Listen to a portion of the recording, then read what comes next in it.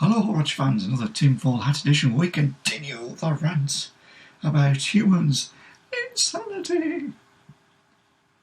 Here's one for you. Financial system, yeah, brilliant. We think it's perfectly acceptable for banks to loan money to people, but only provide security protection to cover the loan amount, not the interest.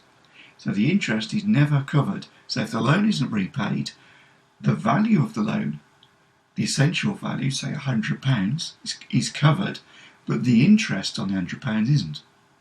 And we think that's fine, and that periodically, purposefully causes the financial system to implode. And we think this is perfectly acceptable, and we condone it and we carry it on. Why? Because we're insane. We have a monetary system. Why do you have a monetary system? All the monetary system does is stops people doing things. It stops poor people putting food on the table, or getting the car fixed, or fixing that hole in the window. It stops the elderly from heating their houses properly and buying enough food and enough warm clothes in the winter. It stops the rest of us from doing what we want to do, because if we want to go and visit somewhere, or we want to go and replace this, we need money, and we never have enough of it because they ensure that we don't. And we consistently support this system because we're insane. There's no logic to it. It's stupidity. We think it's brilliant that 70 to 80% of everything we earn is taxed, and everything that we buy is taxed, and we see next to no benefit. We see no benefit for it. Where is the benefit? Look out the window. Where is the benefit? Where are you seeing the benefit? You see council services being slashed. You see NHS is decimated, and yet the people running NHS are absolutely rolling in clover with all the money that they embezzle. And government are embezzling billions. They're giving billions of pounds to France to tell immigrants to sod off, instead of actually admitting the fact that we didn't leave Europe, otherwise we'd have control of our borders. But they keep telling us that they do because they're insane, and we're so dumb we believe them because we're insane, and we're all nutters. We're a totally unbalanced bunch of nutters. Here's another one for you. Speed limits, yeah? As a society, we agreed that speed limits will be a good idea because it would reduce the amount of deaths caused by collisions between vehicles on the road, between vehicles and cyclists who always cycle in the centre of the road with no reflective lights on. Why? Because they're insane. And children playing in the road, elderly stumbling across the road, all that sort of thing. And so we've had speed humps in certain areas. Areas have lots of speed humps to reduce the speed. So there's usually a set speed limit of about 20 miles an hour. And you should, according to the Highway Code, drive significantly lower than that, because the idea of the vicious speed humps is that you can't drive quickly. You have to maintain a speed.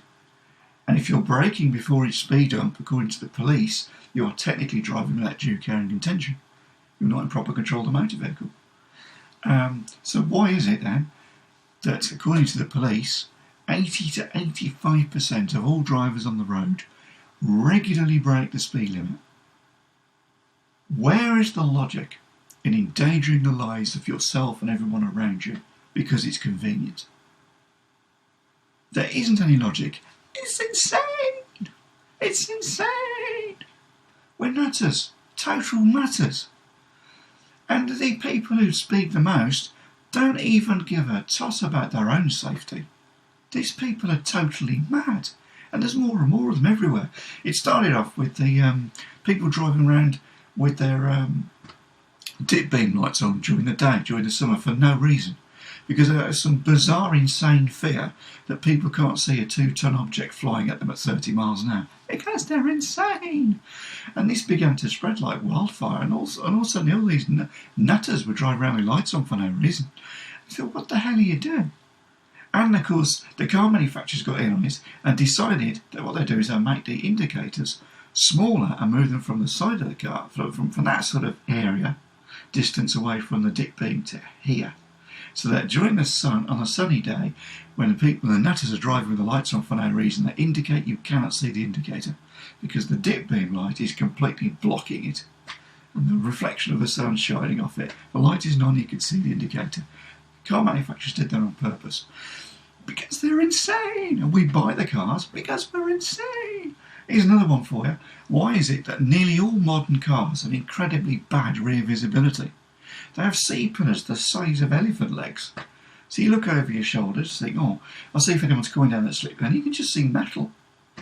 They have roofs that angle violently like that, so the rear window is tiny, so you can't see anything. Which creates a hazard because you can't reverse properly. You can't see what's coming on you. Your blind spots are everywhere, on massive blind spots. And we think that's perfectly acceptable to let car manufacturers do that because we're insane. And then we buy these cars because we're insane. And we wonder why we keep hitting things. And we say, oh, maybe I should have bought the car with the parking sensors. If the car was designed sanely to start with, you wouldn't need them. Here's another one for you. Here's the last one for you. Back in the days of yore, people would have children in the 40s. Why? Because they were emotionally, physically, mentally and spiritually mature enough and had enough life experience to be able to cope with the pressures, the demands and the strains and stresses of raising a child. And because they'd have enough life experience, they could plan it financially in advance when it was viable in the first place. The children were planned. There was a little bit of sanity there. They were planned in advance. Can we afford to have one? No, all right, then we won't do it then.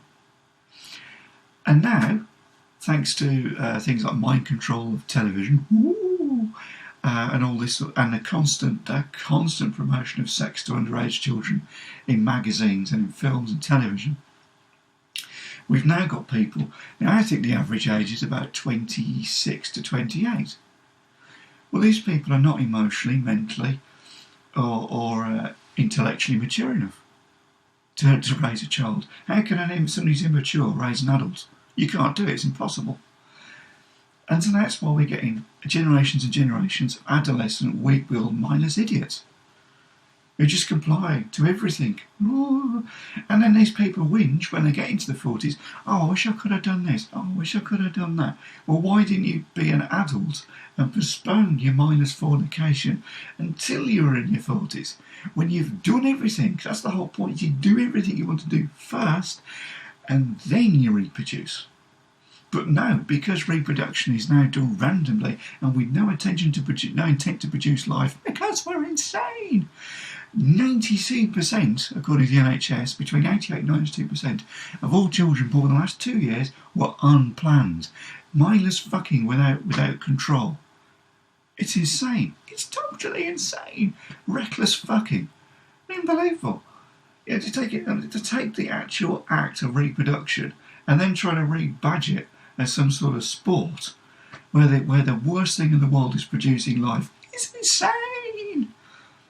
Think of just try and find 3 species on the planet who are that stupid. There aren't any. It's insane. We're just total nutters. So, is it the end of the world? No. Is it doom and gloom? Well, no, not really. We elect nutters because we are insane. We do stupid things like speed regularly because we are insane.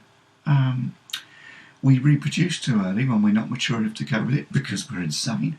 We abuse the act of reproduction, some sort of bizarre hobby, and avoiding reproduction at all times because we're insane. We encourage legalised slavery of ourselves because we're insane. And now we've got the latest thing where we've got gender apartheid promoted by the media. Oh, I was at my mate's the other day and he had women's cricket on. I couldn't believe it. That's gender apartheid. And all the commentators were female. There is no reason on this earth why men and women cannot play cricket together. There is not one solitary reason why a man and a woman are so physically different that they cannot throw a ball or catch a ball or hit a ball together. It's just there's too much. It's complete. No, it's gender apartheid. And we see this in all the sports. They enforce it. The people who run the sports, the ones who enforce it. And it goes back to school. How many times at school did you play football with people with mixed genders? Yeah, when you had boys and girls. How many boys and girls football games did you have? Rugby games, tennis games, volleyball. How many? Basketball. How many? They gender apartheid children at school. And we think that's acceptable because we're insane. And it's just madness, isn't it? But that's cool, because when we understand that we're insane and the world that we create is insane, then where's the problems? What you got to worry about? What you got to whinge about? You helped create this insane asylum, so why would you complain about it? That's insane.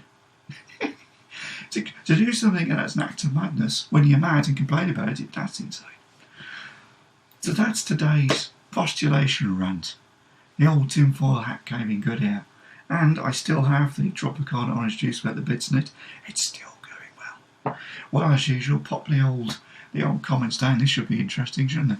And let's see what, if any of you were saying, if you are, what are you doing here?